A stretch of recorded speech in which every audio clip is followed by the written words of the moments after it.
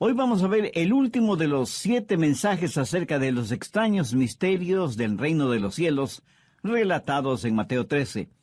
Jesús habló en parábolas y les dijo a sus discípulos, porque a vosotros os es dado saber los misterios del reino de los cielos. Para aquellos que no conocen al Señor, aquellos que aún no son salvos, aquellos que todavía no tienen el Espíritu Santo para que les ilumine, la Biblia, la palabra de Dios, les es un misterio.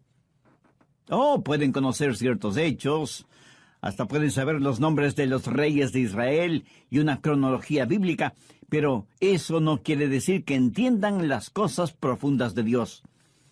Hay secretos sagrados que Dios ha revelado a sus hijos por medio de su palabra. La Biblia para los hijos de Dios que oran y obedecen su palabra tiene la iluminación del Espíritu Santo, quien tiene en ellos y por medio de ellos un ministerio del cual nada saben los inconversos. Hay 7 parábolas en este capítulo 13 de Mateo, y 7 siendo el número perfecto, significa que tiene un sentido de complementación. Las 7 parábolas comienzan con el tiempo cuando Jesús estuvo aquí en la tierra y hablan de la historia del Evangelio del Señor Jesucristo y abarcan hasta el tiempo cuando Jesús regrese. Y cuando usted entienda estas parábolas, sabrá qué esperar. Y si usted sabe qué esperar, no será desilusionado. Y si usted no está desilusionado, tampoco estará desanimado. Y si usted no está desanimado, no estará desalentado. Y si no está desalentado, no se dará por vencido cuando las cosas vayan mal. Es más, usted podrá decir, es maravilloso. Las cosas están sucediendo como Jesús dijo que sucederían. Y aunque esté rodeado de tinieblas, usted podrá exclamar, se está volviendo gloriosamente oscuro. Y todo se realice de acuerdo a cómo lo profetizó la Biblia. Vemos al mundo en toda su maldad y a la iglesia con toda su debilidad. Y vemos a la gente rechazando el Evangelio. Y a veces pensamos, tal vez el Evangelio no es la verdad. O que nuestras expectativas no serán cumplidas. Pero entonces leemos Mateo 13 y decimos, todo está sucediendo precisamente como debe suceder. Hay 7 cosas que usted debe saber de lo que va a suceder. Primero, debe esperar el rechazo del Evangelio. No crea que si Cristo es presentado con toda su historia, su belleza, su sabiduría, su autoridad y su poder, la gente vendrá corriendo a Jesús. Si usted cree eso, es que tiene falsas expectativas y será desilusionado. Escúcheme. No importa cuán positivamente usted presente a Cristo, le puedo asegurar que la gente lo rechazará. Jesús sabía la condición dura del corazón humano y por eso enseñó la parábola del sembrador. Y en esta parábola el Señor habla de 4 clases de terrenos sobre los cuales cae la semilla. Ahora, recuerde que la semilla es el mensaje del Evangelio. Veamos Mateo 13:19. Jesús está hablando y dice, cuando alguno oye la palabra del reino y no la entiende, viene el malo y arrebata lo que fue sembrado en su corazón. Este es el que fue sembrado junto al camino. Esta frase, sembrado junto al camino, hace referencia a un sendero que bordea y cruza el terreno, y como es tan citado por todos, es tierra endurecida, en donde la semilla no penetra, y se queda a ras del suelo, por lo que las aves vienen y se comen la semilla. Como pastor y predicador, bien sé que muchas veces el Evangelio cae en corazones endurecidos por los afanes de este mundo. Parte de la semilla cayó en pedregales. Verso 20. Y el que fue sembrado en pedregales, este es el que oye la palabra y al momento la recibe con gozo. Pero ahora ponga atención a lo que dice el verso 21. Pero no tiene raíz en sí, sino que es de corta duración, pues al venir la aflicción o la persecución por causa de la palabra, luego tropieza. En este caso, la semilla se asienta en una muy delgada capa de tierra, debajo de la cual solo hay rocas, y representa a la persona que uno piensa que va a ser un cristiano o una cristiana extraordinario. Hace una profesión de fe, se bautiza, pide membresía en la iglesia, pero después de una semana deja de venir. Yo llamo a esas personas cristianos tipo Alka-Seltzer. ¿Por qué? Porque burbujean ruidosamente por un momento y luego desaparecen. Veamos el verso 22. El que fue sembrado entre espinos, este es el que oye la palabra, pero el afán de este siglo y el engaño de las riquezas ahogan la palabra y se hace infructuoso. Representa a aquellos que oyen la palabra, pero en verdad nunca se arrepienten de sus pecados, porque las cosas materiales y mundanas son la prioridad número uno en su vida, no el Señor Jesucristo y su palabra. La última categoría está descrita en el verso 23. Mas el que fue sembrado en buena tierra, este es el que oye y entiende la palabra y da fruto y produce a 100, a 60 y a 30 por uno. ¿Qué es lo que debemos esperar? Si usted es un ganador de almas, o un pastor, o un evangelista, tiene que esperar el que muchos rechacen el evangelio. Pero esto no quiere decir que usted ha fracasado. Cuando yo era un joven pastor y predicaba el mensaje de la palabra y daba la invitación y nadie respondía a esa invitación, yo sentía que había fracasado horriblemente delante de Dios. Tanto así que al final del servicio no quería saludar con nadie. Deseaba que hubiera una puerta secreta detrás del púlpito para escaparme sin que nadie me viera. Hasta que finalmente comprendí que si predicaba la palabra de Dios sin adulterarla y nadie respondía, no era que yo había fracasado o que la semilla sembrada fuera mala. El problema estaba en el terreno sobre el cual caía esa semilla. ¿Qué aprendí de todo esto? Pues lo siguiente: si usted se mantiene predicando y testificando y compartiendo el evangelio de la salvación, algunas personas se salvarán. Pero lo importante es no rendirse o desfallecer o desanimarse. Su trabajo es sembrar la semilla. Es el trabajo de Dios el hacerla germinar. Y es la responsabilidad de los que oyen el abrir sus corazones para recibir la buena semilla del evangelio del Señor Jesucristo. En este mundo y en esta vida, al vivir su vida cristiana, espere que algunas personas rechacen el evangelio. Pero porque la gente no acepte el evangelio, eso no quiere decir que el evangelio ha fracasado.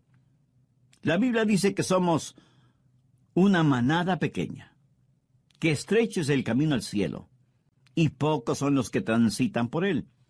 Somos la minoría del Maestro, y si espera ganar a todo el mundo para Cristo, le puedo asegurar que sufrirá una gran desilusión. La Biblia enseña que solo el 25% del terreno estaba listo para recibir la semilla.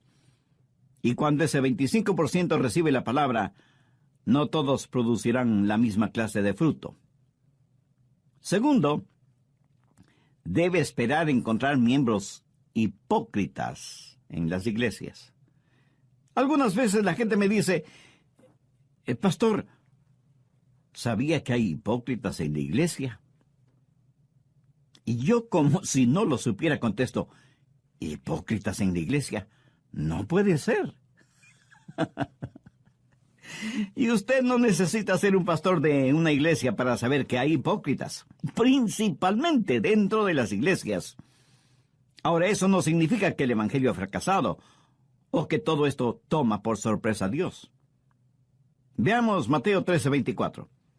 Les refirió otra parábola diciendo: el reino de los cielos es semejante a un hombre que sembró buena semilla en el campo, pero mientras dormían los hombres, vino su enemigo y sembró cizaña entre el trigo y se fue. Y cuando salió la hierba y dio fruto, entonces apareció también la cizaña. Vinieron entonces los siervos del padre de familia y le dijeron: Señor, ¿no sembraste buena semilla en tu campo? ¿De dónde pues tienes cizaña? Él les dijo: un enemigo ha hecho esto. Y los siervos le dijeron: ¿quieres pues que vayamos y la arranquemos?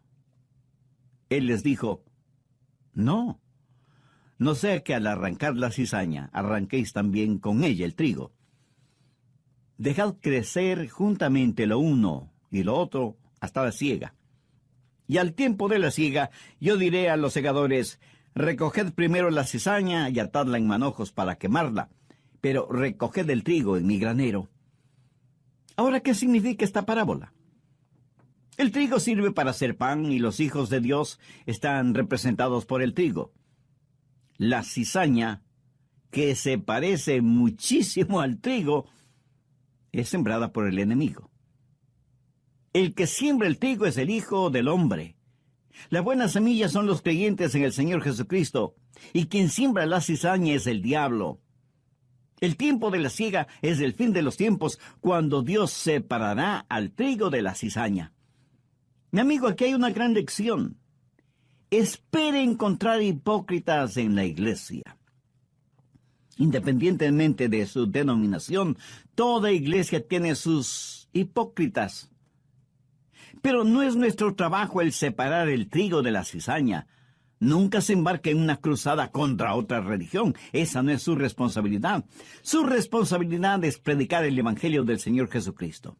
La Biblia sí nos dice que debemos advertir a los demás acerca de las falsas religiones y de ciertos líderes espirituales que no son más que lobos disfrazados de ovejas. Además, usted no puede separar el trigo de la cizaña porque usted no sabe lo que hay en el corazón del hombre. Usted no conoce a las personas tan íntimamente como Dios las conoce. Y esta parábola tiene 3 pensamientos básicos: la siembra de la cizaña, el crecimiento de la cizaña y la identificación de la cizaña. ¿Quién siembra la cizaña? El diablo. ¿Cómo crece la cizaña? Los cristianos y los hipócritas crecen uno junto al otro en las iglesias. ¿Cuándo será identificada la cizaña? Al final del tiempo. Entonces, ¿cuál es la lección básica? No todos los terrenos son buenos para la siembra. Tercero, no se desanime a causa de los hipócritas en la iglesia. La presencia de ellos no significa que el evangelio ha fracasado. Una falsificación es el más grande elogio a aquello que es real y verdadero. ¿Por qué falsifican billetes de 20, 50 o 100 dólares? Porque evidentemente tienen valor. Nadie falsifica envolturas de caramelos porque eso no deja ninguna ganancia. Una falsificación significa que el producto original tiene mucho valor.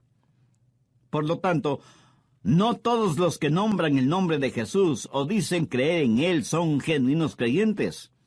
Y si usted conoce a algún hipócrita, eso no le da derecho a decir, bueno, si así son los cristianos, yo no quiero saber nada del cristianismo. Jesús nos ha dado muy claras advertencias sobre los hipócritas. Cuarto,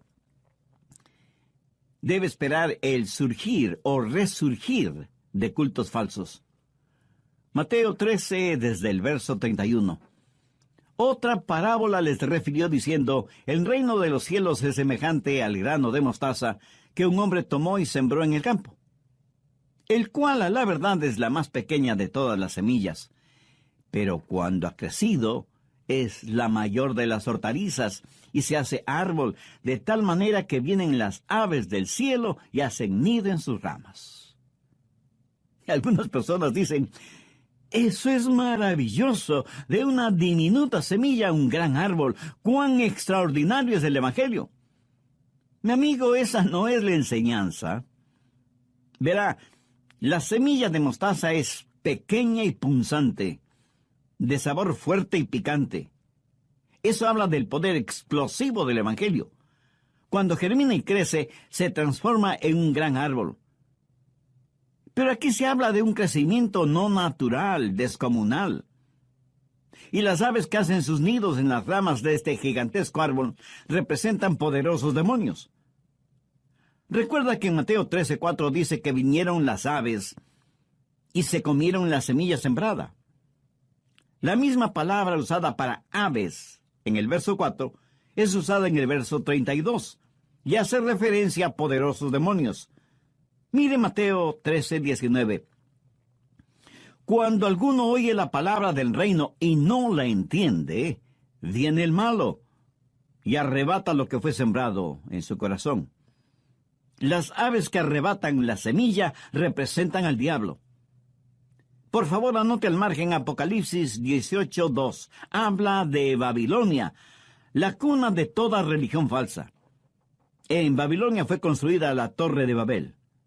Nimrod, el fundador de Babilonia, fue el primer prototipo del anticristo. Dios, mirando el juzgamiento final de toda religión falsa, dice en Apocalipsis 18:2, y clamó con voz potente diciendo: ha caído la gran Babilonia, y se ha hecho habitación de demonios y guarida de todo espíritu inmundo, y albergue de toda ave inmunda y aborrecible. Lo que está diciendo aquí es: lo que comenzó como una semilla de mostaza se ha transformado en un árbol descomunal, en donde las aves inmundas hacen sus nidos.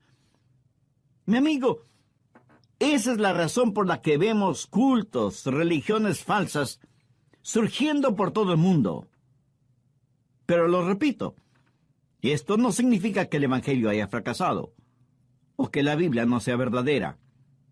Ahora escúcheme atentamente. Si no hubiera cultos y religiones falsos, entonces podría decir que la Biblia no es la verdad, porque la Biblia dice que habrá cultos y religiones falsos. En 1 Timoteo 4:1 leemos: en los postreros tiempos algunos apostatarán de la fe, escuchando espíritus engañadores y a doctrina de demonios.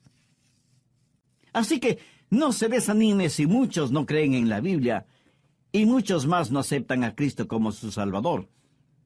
No se desanime porque hay hipócritas en las iglesias o por el resurgimiento de cultos y religiones falsos. Jesús dijo que eso es exactamente lo que sucedería. La semilla de mostaza se ha transformado en un árbol gigantesco y las aves representativas de espíritus inmundos habitan en las ramas del cristianismo apóstata. La conclusión de este estudio bíblico en el próximo programa. Regáleme un minuto más de su tiempo. ¿Ha recibido a Jesucristo en su vida como su Salvador y Señor? ¿Se ha arrepentido de sus pecados y ha pedido el perdón de Dios? Dios no solo que le ama, sino que quiere perdonarle y salvarle.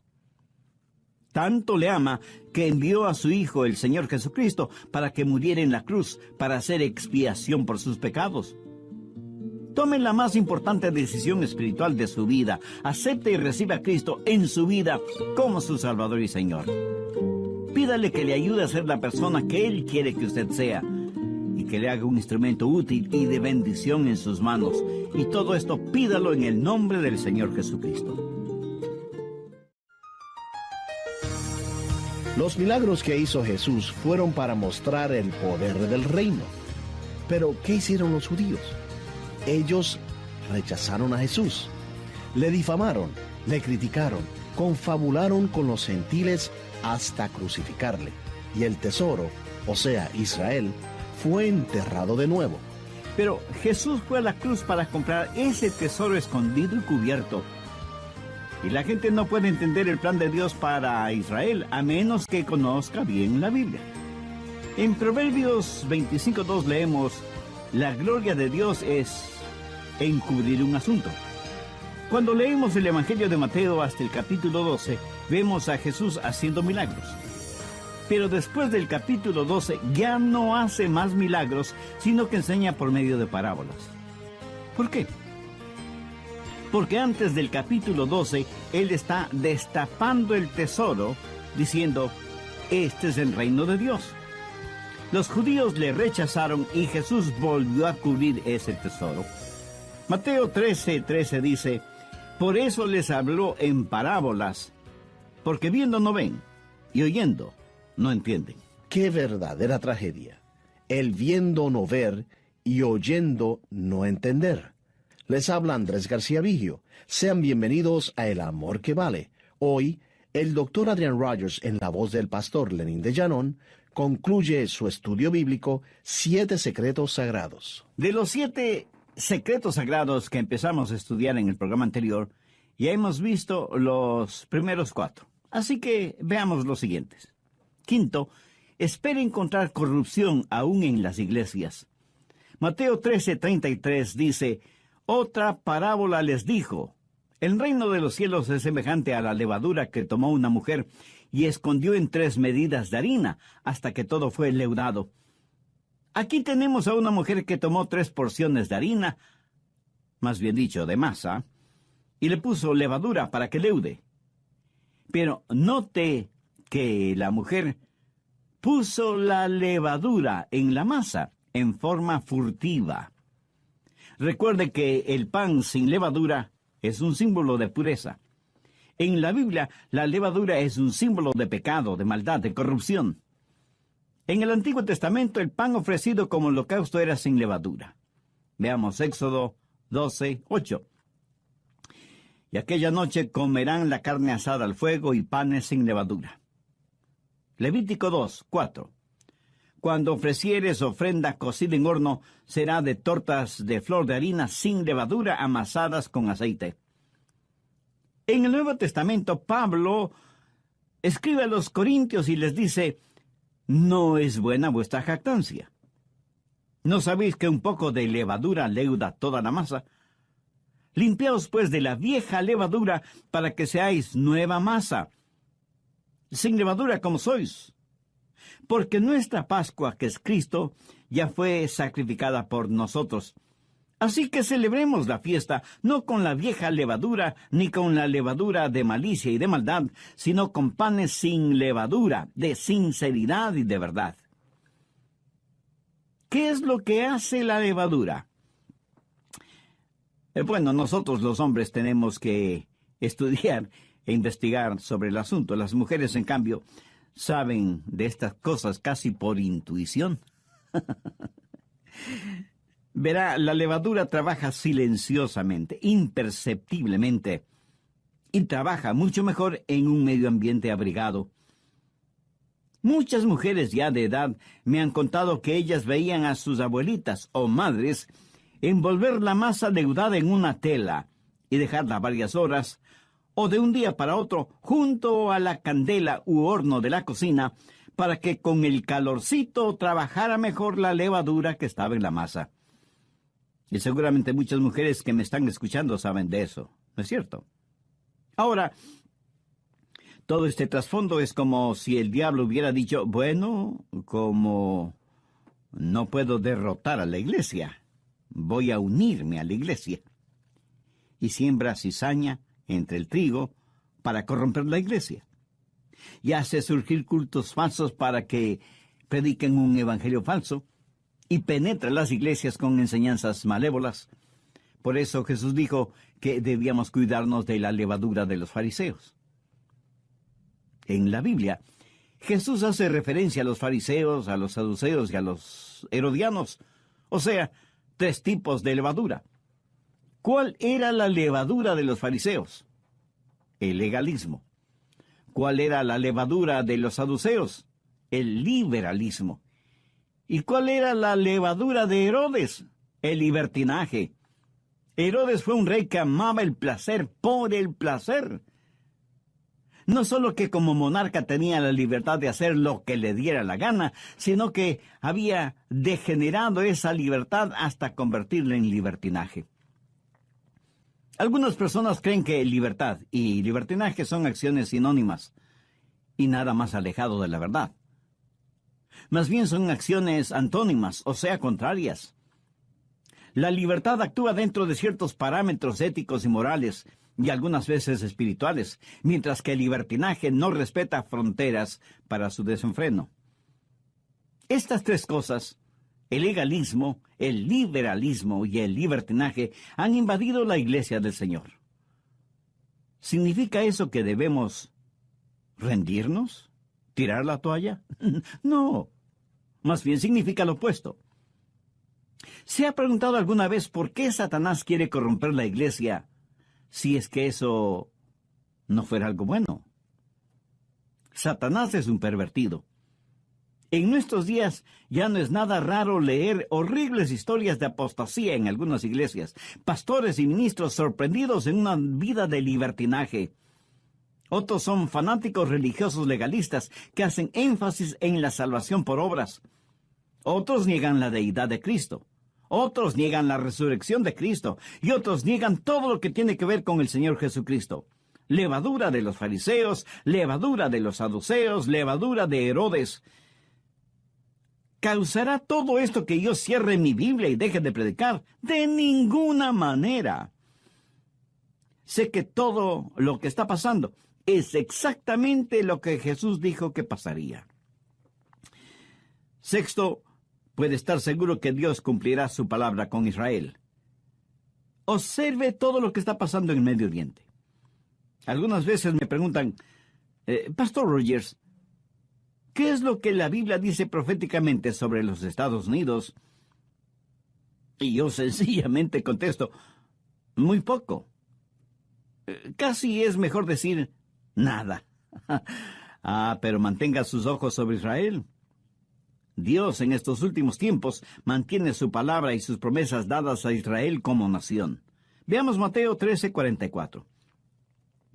Además, el reino de los cielos es semejante a un tesoro escondido en el campo, el cual un hombre halla y lo esconde de nuevo, y gozoso por ello va y vende todo lo que tiene.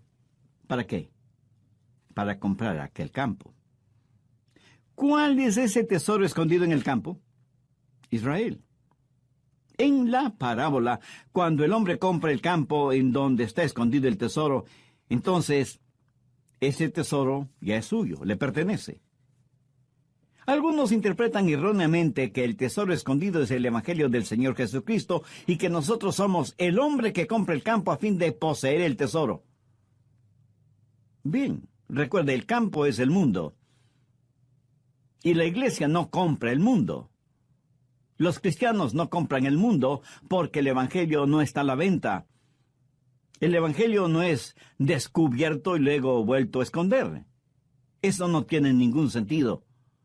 Pero así interpretan algunos esta parábola. Escuche, Jesús llama a Israel su tesoro peculiar. Y al hablar de Israel hay cosas básicas que debemos entender. Primero, hubo un breve período de tiempo cuando Jesús destapó ese tesoro. Él hizo una solemne promesa a Abraham, pero el tesoro estaba escondido. Quiero decir, estaba encubierto antes de la venida de Jesús. Israel era una nación ignominiosamente pequeña cuando Jesús estuvo aquí en la tierra. O sea, el tesoro estaba enterrado en el campo. Por un breve tiempo Jesús reveló ese tesoro. Veamos Mateo 12:27. Los fariseos habían acusado a Jesús de echar fuera a los demonios por el poder del príncipe de los demonios. Y Jesús les dijo, ¿y si yo echo fuera a los demonios por Beelzebú, por quién los echan vuestros hijos? Por tanto, ellos serán vuestros jueces. Pero si yo por el Espíritu de Dios echo fuera a los demonios, ciertamente ha llegado a vosotros el reino de Dios.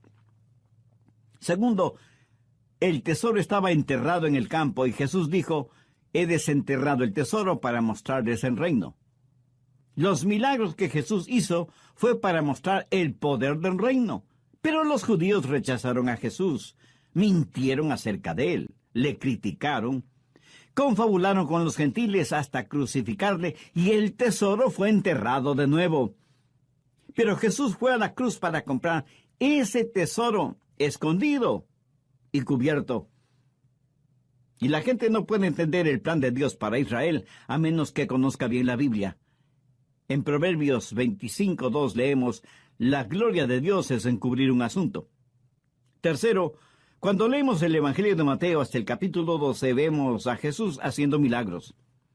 Pero note, después del capítulo 12, ya no hace más milagros, sino que enseña por medio de parábolas. ¿Por qué? Porque antes del capítulo 12, Él está destapando el tesoro, diciendo, este es el reino de Dios. Los judíos le rechazaron y Jesús volvió a cubrir ese tesoro. Mateo 13:13. Por eso les habló en parábolas, porque viendo no ven, y oyendo no oyen ni entienden. Pero Jesús regresará en gloria y Él destapará su tesoro. Israel será una poderosa nación. En la actualidad el mundo desprecia este tesoro. Las naciones del mundo se unifican en contra de Israel. Pero Dios no ha terminado con Israel. Él ha comprado el campo que es el mundo y va a tomar posesión de este su tesoro peculiar, Israel. Si quiere usted saber lo que Jesús está haciendo en el mundo hoy, mantenga su vista y su atención sobre Israel.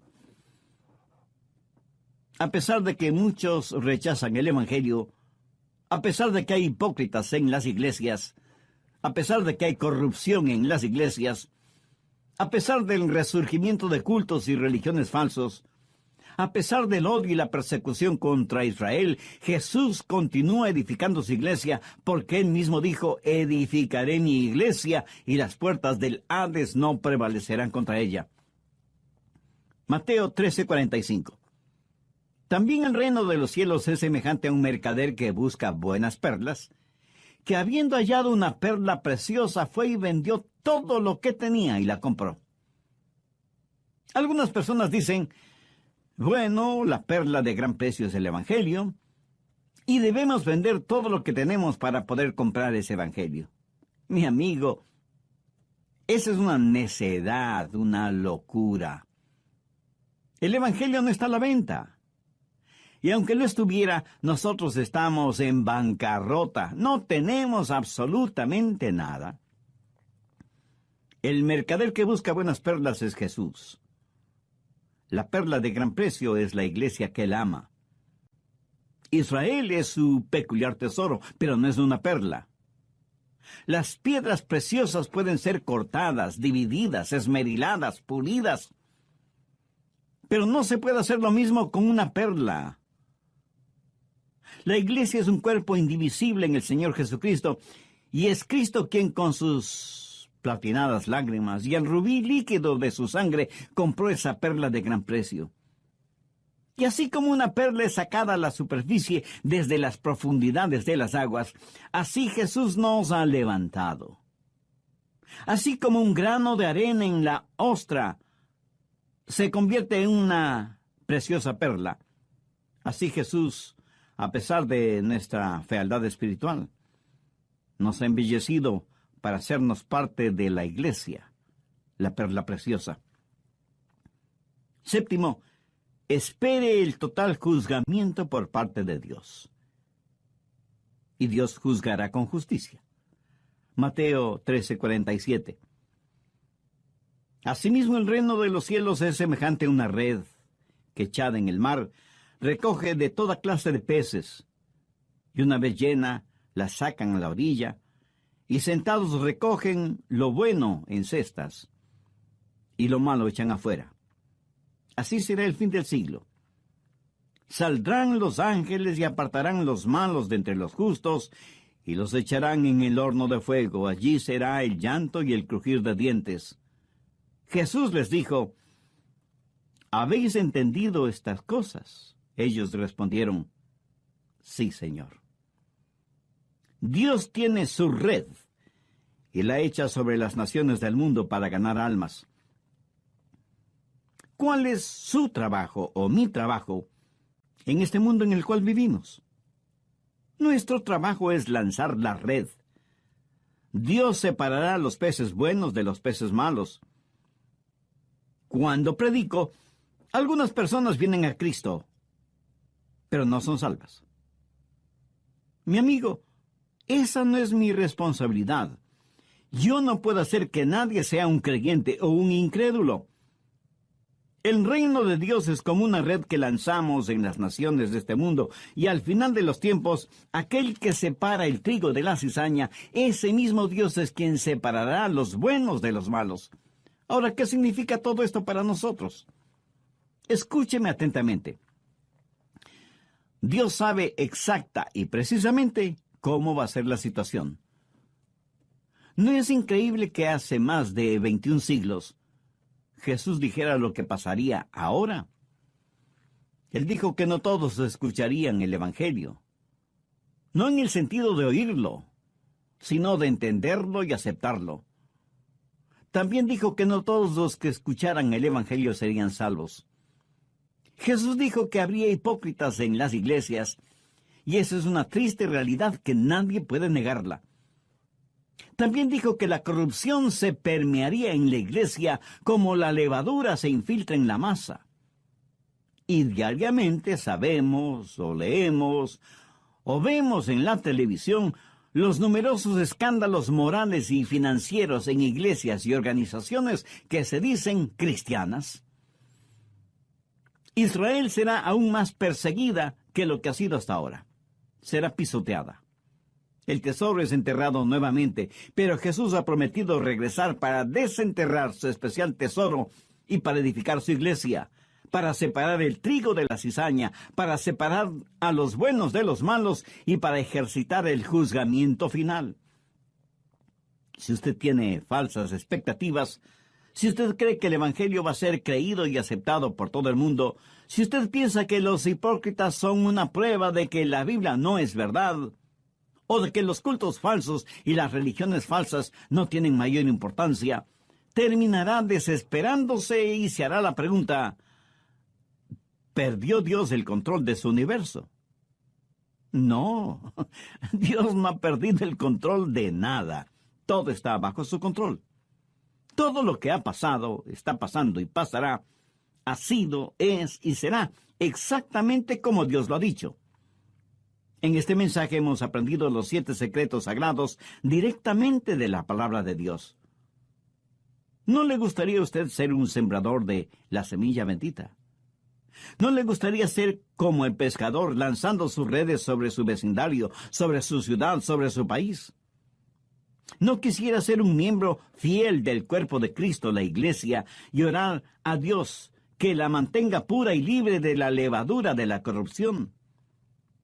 ¿No quisiera tener una relación personal con Dios por medio del Señor Jesucristo y recibir a Cristo en su corazón ahora mismo?